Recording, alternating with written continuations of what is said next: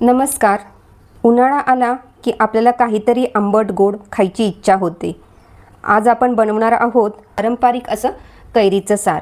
हे सार पचायला हलकं असतं आणि चवीला एकदम अप्रतिम असं लागतं.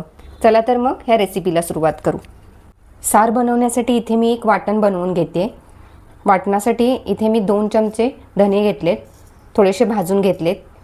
ओलं खवलेलं खोबरं घेतलं 2 चमचे, 5-6 लसणाच्या पाकळ्या घेतलेत आणि 1 इंच आल्याचा तुकडा घेतला आहे आणि इथे 3 मी बेडगी मिरच्या घेतल्यात सुकलेल्या.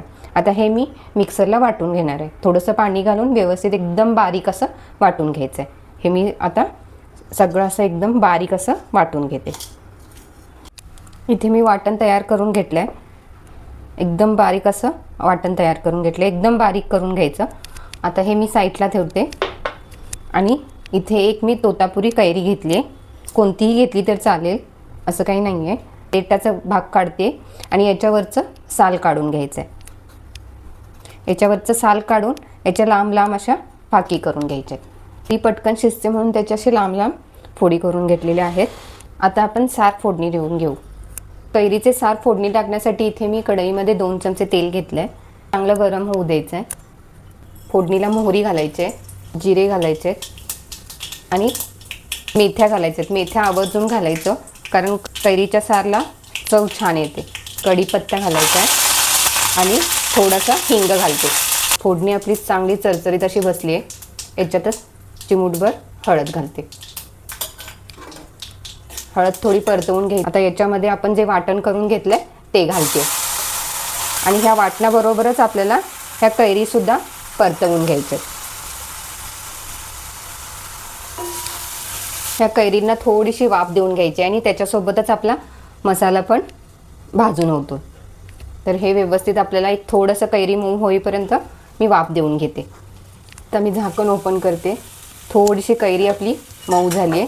आता हे वाटण आपलं करपायला नको म्हणून साईडनं थोडंसं पाणी शिंपडायचं आणि परत एकदा थोडंसं झाकण लावून घ्यायचं. मसाल्यासोबत शिजवून घेतल्यामुळे मसाल्यामधला लसणाचा कच्चा वास, आल्याचा कच्चा वास वगैरे निघून जातो आणि त्याच्यासोबतच आपली कैरीसुद्धा शिजली जाते. आणखीन थोडंसं पाणी घालते आणि व्यवस्थित मसाला आणि कैरी शिजवून घेते. कैरी आता आपली शिजली आहे. कलरवरूनच ओळखतं की कैरी शिजली, सॉफ्ट अशी झाली. हे बघा. आता याच्यामध्ये पाणी घालून घेते. मसाल्याची वाटी होती त्याच्यामध्ये पाणी घातलं ते मी घालून घेते. याच्यामध्ये जितकं आपल्याला घट्ट पातळ हवं आहे तसं बघून आपल्याला हे सार बनवायचं आहे.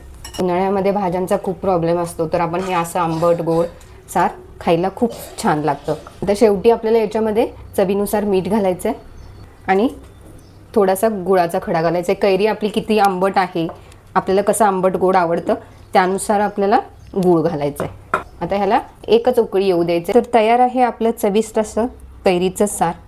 हे सार गरम गरम भातासोबत आणि त्यासोबत पापड खूपच अप्रतिम लागतं आणि नुसतंही तुम्ही पिलं तरी चालतं. ही रेसिपी आवडली असेल तर रेसिपीला लाईक करा, शेअर करा आणि अशाच नवनवीन रेसिपींसाठी चॅनलला नक्की सबस्क्राईब करा.